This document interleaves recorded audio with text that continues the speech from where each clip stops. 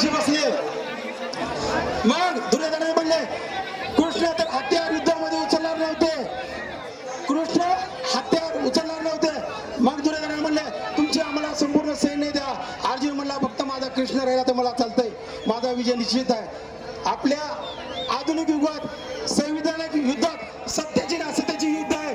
आपल्या सोबत महामानव डॉक्टर बाबासाहेब संविधान रूपात आपल्या सोबत आहेत म्हणून आपला विजय आहे. आपल्या सोबत सर्वोच्च न्यायालय आपल्या सोबत आहे म्हणून त्या न्यायालयाच्या सोबत बाबासाहेब आपल्या सोबत आहे म्हणून आपला विजय आहे. म्हणून येणाऱ्या काळात आपण एकजूट राहू. आम्हाला ही माता जातीची ताकद अशीच कायम राहू. कारण की खूप जणांना बोलायचे मी थोडंच बद्दल जय भीम.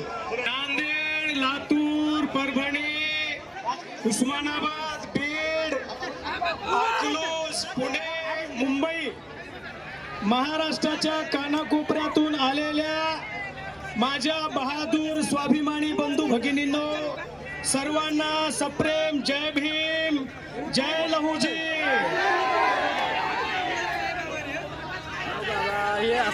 तुम्ही कुठून बी घुसान लातूरला दिसा म्हणल्यामुळं या मोर्चेकऱ्यांनी लातूरवाल्यांना रस्त्यावर आणले, रस्त्यावर, बरोबर. आणि म्हणून बोलणाऱ्याची संख्या जास्त आहे. सगळ्यांना संधी दिली पाहिजे. कोणी बी नाराज होऊन जाता कामा नये याची काळजी संयोजक घेत आहेत. ही चांगली गोष्ट आहे. मी खरं बोलू का बरं बोलू, काय बोलू, खरं बोलू ना. माझा तुम्हाला प्रश्न आहे, तुम्ही समाज बांधवांनो, या मोर्चामध्ये सहभागी झालेल्या माझ्या समाजातल्या विचारवंतांनो, कार्यकर्त्यांनो, महिलांनो, तरुणांनो, शिकलेल्या विकास कामगार आहे, बरोबर आहे ना. या कोर्टाची जबाबदारी, या निर्णयाची जबाबदारी महाराष्ट्राचे मुख्यमंत्री देवेंद्र फडणवीस यांच्यावर आहे. आणि लातूरच्या मोर्चाचा संदेश, लातूरच्या मोर्चाचा इशारा सरकारला आहे. माननीय देवेंद्रजी, 1 ऑगस्टला अण्णाभाऊच्या जयंती निमित्तानं अनुसूचित जाती आरक्षणाचं वर्गीकरण करा. माननीय देवेंद्रजी, तुमचे एक सरकार नियुक्त आमदार इथं आमच्याकडे आहेत प्रतिनिधी म्हणून. तुमच्या पक्षाचे आणि आमच्या जातीचे दुसरे लोकनियुक्त आमदार या सभा मंडपामध्ये, या हजारोच्या मोर्चामध्ये आहेत. महाराष्ट्रामधल्या समाजाच्या शेवटच्या माणसाला संदेश जातोय. समाजाच्या शेवटच्या माणसाचं म्हणणं आहे, अभ्यास झालाय, सरकारकडे अहवाल आहे, तर एवढा सक्षम मुख्यमंत्री महाराष्ट्रात देवेंद्र फडणवीस शिवाय दुसरा कोणी नाही.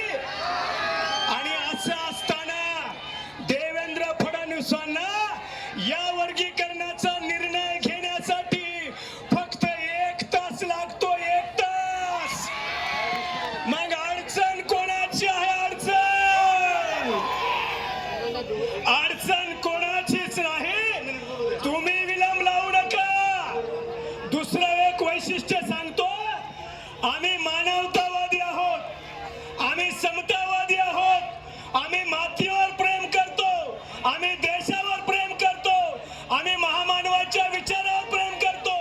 मी 11 जून पासून पदयात्रा घेऊन जेव्हा लातूरला आलो, मुंबईला 6 जुलैला जाण्यासाठी, तेव्हा सुनील सौदागरनी कार्यालयामध्ये बोलून माझा सत्कार केला आणि म्हणा मी पदयात्रा घेऊन चाललोय, तुम्ही कसे काय शांत आहात. ऐकण्यासारखी गोष्ट आहे. सुनील सौदागरचं वाक्य आहे, साहेब आमचं आणि इथल्या बांधवांचं बंधुत्वाचं नातं आहे. महार बांधव शांत आहेत म्हणून आम्ही पण शांत आहोत. बघा काय भूमिका आहे या माणसाची, अर्थात या समाजाची भूमिका.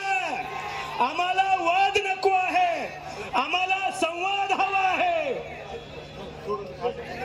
आरक्षण वर्गीकरणावर पण बाबासाहेबांनी सांगितलंय, अण्णा भाऊनी सांगितलंय, अरे तू गुलाम नाहीस, या जगाचा निर्माता आहेस, जगाचा राजा आहेस.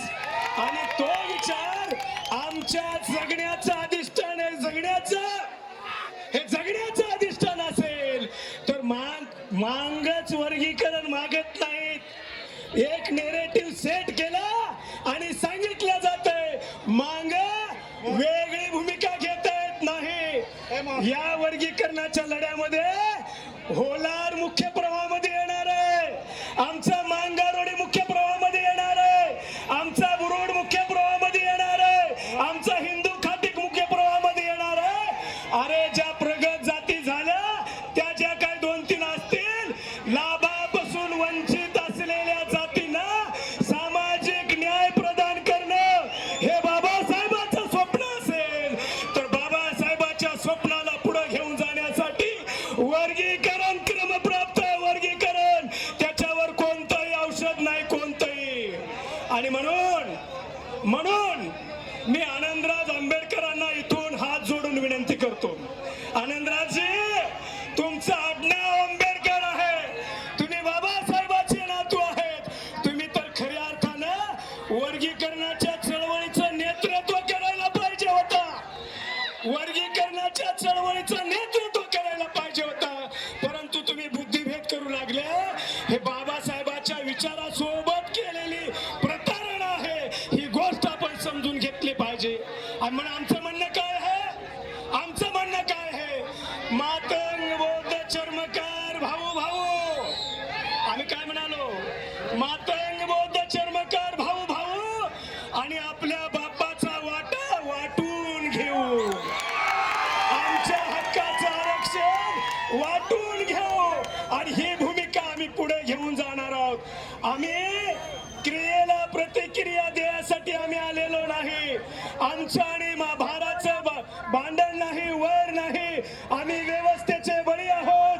आमच्यामध्ये कोणीतरी दुश्मनी निर्माण करून काही गोष्टी करण्याचा उद्देशाने काही गोष्टी करत असेल तर त्या गोष्टीचं आम्ही खंडन करतो. आम्हाला बाबासाहेबांमुळे मुक्ती मिळालेली आहे, बाबासाहेबांमुळे मानवी अधिकार मिळालेले आहेत आणि बाबासाहेबाच्याच विचाराचा समाज प्रस्थापित करण्यासाठी वर्गीकरण गरजेचं. 4-5 लोक मेलेले, 4-5 लोक. सरकारला आमचं म्हणणं आहे, सरकारने टाइमपास करू नये, जर सरकारने टाइमपास केला, आता 6वा मरणार नाही,